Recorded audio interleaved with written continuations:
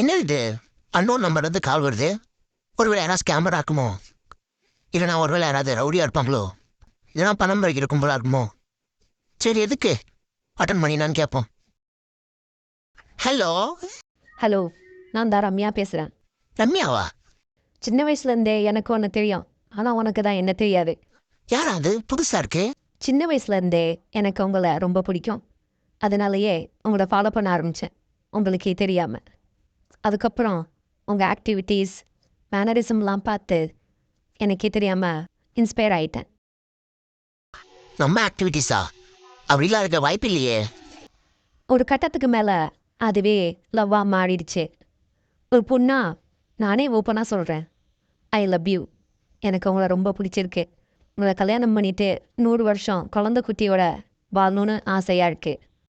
என் லவ்வை அக்செப்ட் பண்ணிப்பீங்களா? இதெல்லாம் நடக்குமா நினைச்சது, நடந்துருச்சு நடந்துருச்சு. சரி, பரவாயில்ல, விடுங்க.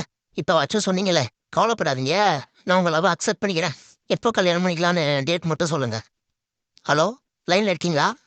இந்த வாய்ஸை உங்கள் கால டியூனாக வைக்க இன்னொன்றை அழுத்தவும்.